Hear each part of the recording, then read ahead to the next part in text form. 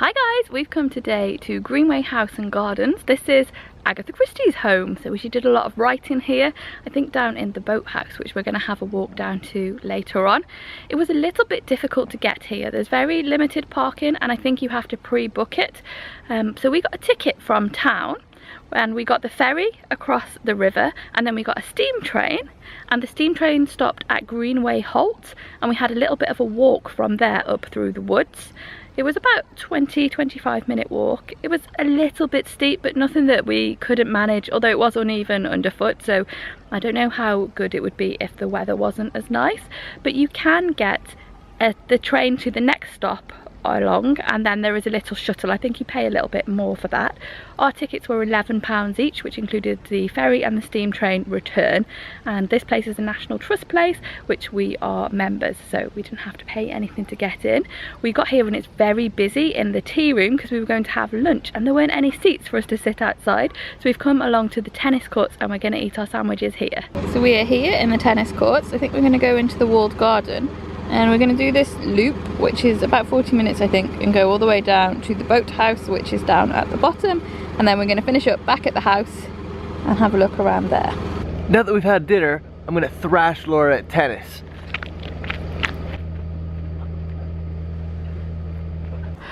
This is a walled garden, but it's very grassy inside. Yeah. Where are the vegetables? So it's actually turned into a competitive sports day. We're now going to have a go at croquet. I don't know really how to start. Something like that.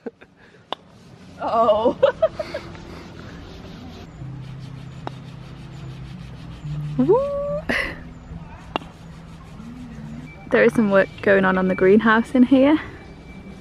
Up at the top here there is a small vegetable garden, and it's looked after by a local primary school, which is quite sweet. So coming out the back of the walled garden, it's lovely and cool here.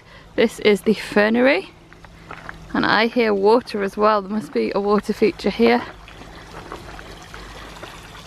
Well, that's lovely and tranquil. It's nice and cool.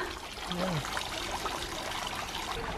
Across the top of these rocks in the fernery is also where the pet cemetery is, with all the graves of the family pets. This is the clock golf lawn, but it's surrounded by all these gorgeous dahlias. This is really nice. The nursery is closed today, but I think it's because they're doing all of that building work that we saw on the other side. You can see there's going to be a spectacular garden here, and they've got some really nice glass greenhouse buildings. Oh, a terracotta plant pot jackpot. There's more fig trees in here. Oh, they're unusual. They're like stripy ones.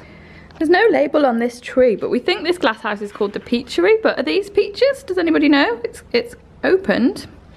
They don't look that peach-like. I think they are peaches, because this one's a peach tree and the leaves are very similar. These are nectarines, and they've got very similar leaves to the peaches. I suppose that makes sense because they're so similar. Yeah, there's going to be a lot of these. These go down a long way. Oof. We have just got ourselves some ice creams, and we are about to walk down now to find this boathouse.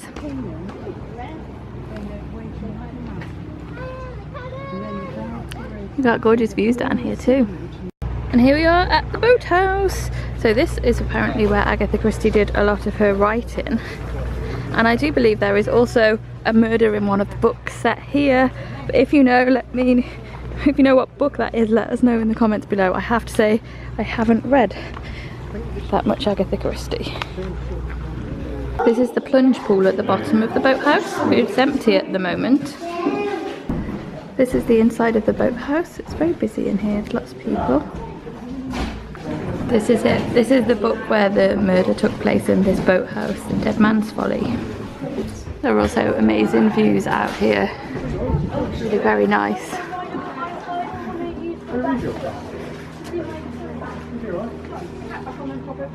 I wonder if you get a boat up to the house, if this is the way it comes.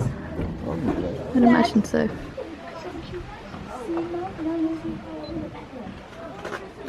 We are just having a water break before we walk back up to the house. There is so much wildlife about here, and those voles, that was right opposite the door to the boathouse, and they were just popping out. They're obviously quite tame and there was lots of food there that they feed them with. The climb back up does seem a little bit steeper. We've come a slightly different path. We're back up above the boathouse now. This is the top garden now. It seems like a lot of the plants are just starting to go over here. I think a few weeks ago it probably would have been very gorgeous.